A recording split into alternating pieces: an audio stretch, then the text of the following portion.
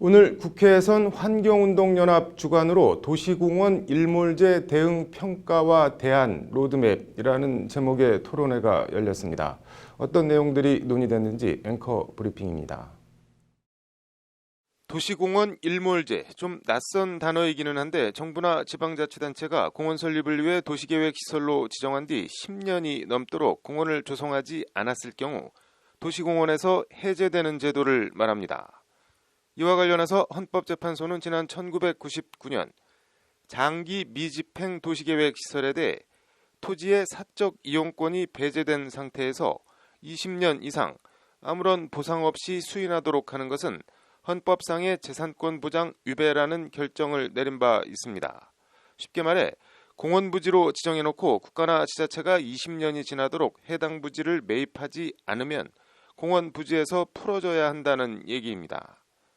1999년 헌재의 헌법 불합치 결정에 따라 2020년 7월까지 현재 공원 부지로 되어 있는 곳을 국가나 지자체가 매입하지 않으면 해당 부지는 자동적으로 공원에서 해지됩니다.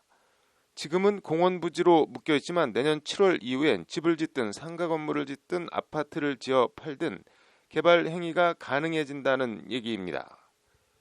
관련해서 최근 세간에 큰 관심을 끌고 있는 곳이 서울에서도 금싸라기 땅으로 꼽히는 서울 이천동 공원 부지 고승덕 변호사 부부 땅입니다. 이천동 공원 안에 고승덕 부부가 사실상 소유하고 있는 땅이 954평 정도 되는데 용산구청에서 이걸 평당 2,500만 원 정도, 총 237억 원에 매입하겠다고 하는데 고승덕 부부는 그 금액엔 못 넘기겠다는 식으로 시큰둥한 반응을 보이고 있습니다. 일단 공원에서 풀리기만 하면 그 땅이 얼마나 나갈지 눈에 빤히 보이는데 평당 2,500만 원으로는 턱도 없다는 반응입니다. 이렇게 사라질 공원 면적이 한국환경정책연구원에 따르면 2017년 12월 기준으로 여의도 면적의 162배 정도 된다고 합니다. 총 공원 면적 대비 비율로 따지면 51%라고 합니다.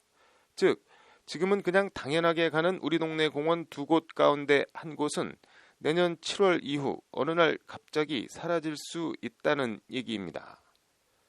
문제는 공원을 유지하기 위한 추정 사업비가 환경정책연구원에 따르면 무려 50조 원이나 들어갈 것으로 추산된다는 점입니다. 오늘 국회 토론회는 이런 도시공원 일몰제 문제 대응 방안을 모색하기 위해 마련됐습니다.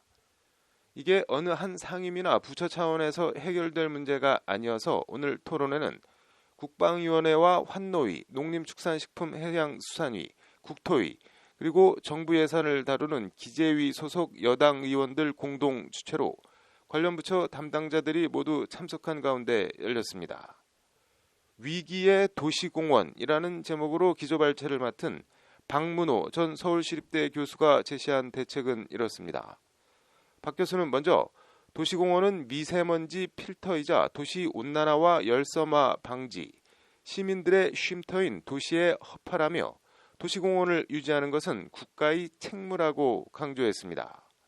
구체적으로는 2020년 7월까지 토지주들과 일단 토지 매수 계약을 체결해 공원 부지에서 해제되는 것을 막고 미세먼지 예산 등으로 긴급 재원을 편성해 계약금 등으로 충당합니다.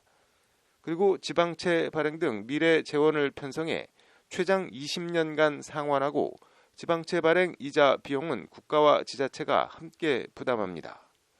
이와 함께 부득이하게 해당 공원이 공원에서 풀려 아파트 등이 들어설 경우 개발업체가 일정한 비율로 공원을 조성하도록 관련 법과 시행령을 개정해야 한다는 것이 박문호 교수의 제안입니다. 위대한 공원 없이 위대한 도시가 될 수 없다는 말이 있습니다. 뉴욕의 경우 뉴욕 어디에 살든 96%는 걸어서 10분 거리에 공원이 위치해 있다고 합니다.